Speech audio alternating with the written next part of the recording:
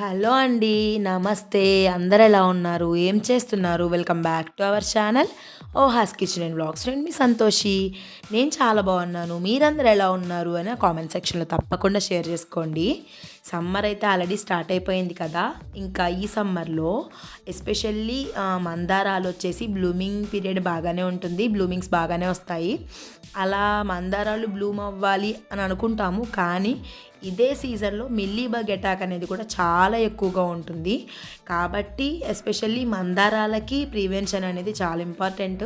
మనము రోజు వాటరింగే కాకుండా ఫెర్టిలైజర్స్ ఇవ్వడమే కాకుండా పెస్టిసైడ్స్ కూడా చూస్తూ వీక్లీ వన్స్ అనేది ఖచ్చితంగా ఏదో ఒకటి స్ప్రే చేస్తూ ఉండాలి. నేను ఎప్పుడూ చెప్తాను కదా, వేప నూనె ద్రావణం అనేది. అది నేను ఆల్రెడీ చేసినా కూడా నేను చూసుకోకుండా ఉండిపోయాను. ఈ మొక్క ఎలానో బాగా అటాక్ అయిపోయింది అనమాట. చాలా ఎక్కువగా సివియర్గా అటాక్ అయిపోయింది. కాబట్టి స్టార్టింగ్ స్టేజ్లో చూసుకొని ప్రివెన్షన్ చేసుకుంటూ ఉండాలి.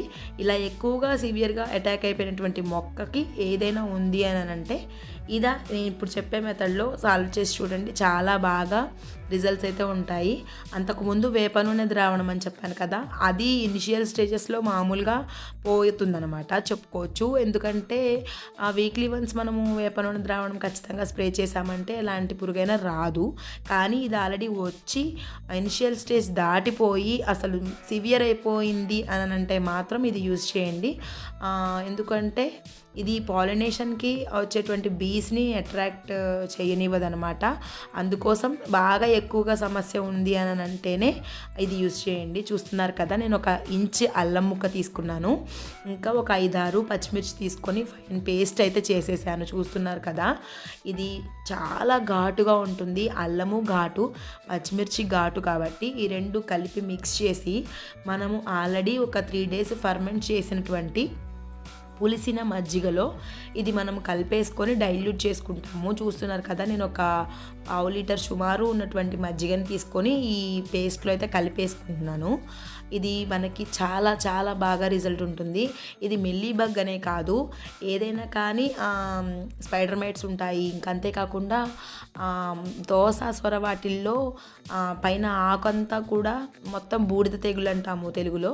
బూడిద తెగులు అట్లాంటిది ఏమున్నా కానీ చాలా బాగా ఫంగిసైడ్ లాగా అని చెప్పచ్చు. మనం మొక్క మొదట్లో పోసుకున్నామంటే వేరుకుళ్ళు అలాంటి ప్రాబ్లమ్స్ కూడా రావు ఈ ఘాటుకి.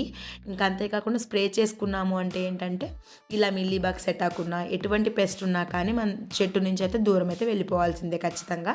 దీనిని నేను 1/2 లీటర్ మజ్జిగలో పెరుగులో కలిపేసుకొని ఫర్మెంట్ చేసుకున్నాను. ఇలా ఫర్మెంట్ చేసి వారం రోజుల తర్వాత మనం యూజ్ చేసుకుంటే ఎక్కువ బెనిఫిట్స్ అయితే ఉంటాయి. ఇది నేను ఆల్రెడీ ఫర్మెంట్ చేసి మీకు చూపించడం కోసం పక్కకు పెట్టేశాను. ఇది ఆల్రెడీ ఫర్మెంట్ చేసిందనమాట. చూస్తున్నారు కదా, నేను ఆల్రెడీ యూజ్ చేసుకుంటూ ఉంటాను ఎప్పుడు. ఎందుకంటే నేను పాదులు వాటికైతే యూజ్ చేయను. ఇలా మందారం మొక్కలకి లేదంటే కనకాంబరం మొక్కలకి ఇలా ఏమైనా పెస్ట్ ఉంటేనే యూజ్ చేస్తాను. పాదులకి ఏంటంటే చెప్పాను కదా, అట్రాక్ట్ చేయడానికి రావన్నమాట. స్మెల్ అనేది కొంచెం ఘాటుగా ఉంటుంది కాబట్టి అట్రాక్ట్ అనేది అవ్వవన్నమాట. పాలినేషన్ అనేది మనకు జరిగే అవకాశం కొంచెం తక్కువగా ఉంటుంది. కాబట్టి కొంచెం చూసుకొని ఎక్కువగా ఉంది అని అంటేనే యూజ్ చేయండి. నేను ఒక 10 లీటర్ బకెట్లో వాటర్ అయితే 10 లీటర్ తీసుకున్నాను.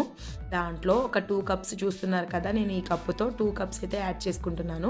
ఇది ఎక్కువగా డైల్యూట్ చేసుకోవాలి, స్ట్రాంగ్గా ఇవ్వద్దు.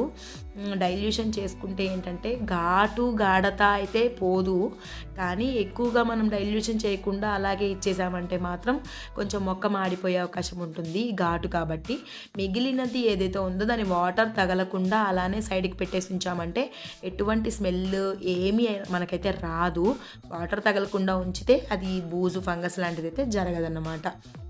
ఇంకా దీనిని యాజ్ ఇట్ ఈజ్గా మొక్క మొదట్లో అయితే పోసేసుకోవచ్చు. ఇంకా అంతేకాకుండా మొక్క అంతా కూడా మనం స్ప్రే చేసుకోవచ్చు. లేదు అని అంటే ఇప్పుడు నేను చూపిస్తున్న విధంగా చిలకరించుకోవచ్చు.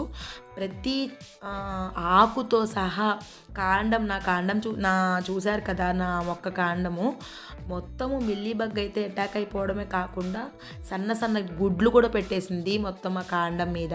నేను అందుకే చేతితో స్టార్టింగ్ స్టేజెస్లో ఉన్నప్పుడు మిల్లీ బగ్ని చేతితో నలిపేయచ్చు, తీసి పక్కన పడేయచ్చు. దూరంగా. ఇలా బాగా ఎక్కువైపోయింది అని అంటే మాత్రం టిప్స్ ఎక్కడైతే ఉందో మనకి చిగుర్లలోనే మిల్లీబగ్ అటాక్ అనేది చాలా ఎక్కువగా ఉంటుంది. నేను ఆ చిగుర్లు ఉన్నంత వరకు మనకి అయ్యో మొగ్గలు ఉన్నాయి కదా అని చెప్పేసి ఆలోచించకుండా ఆ చిగుర్లంత వరకు తీసైతే పడేస్తున్నాను. ఇలా అటాక్ అయినటువంటి మొక్క ఏదైతే ఉంటుందో దాన్ని పక్కకి సపరేట్ చేసి ఉంచాలి, లేదంటే పక్కన మొక్కలకు కూడా పాకే అవకాశం అయితే చాలా ఎక్కువగా ఉంటుంది. చూస్తున్నారు కదా, ఇలా ప్రతి మొక్కకి కూడా ఉన్న మొక్కకి లేని మొక్కకి ఇలా పూల మొక్కలకి చల్లేసుకుంటే ప్రివెన్షన్ లాగా కూడా యూజ్ అవుతుంది.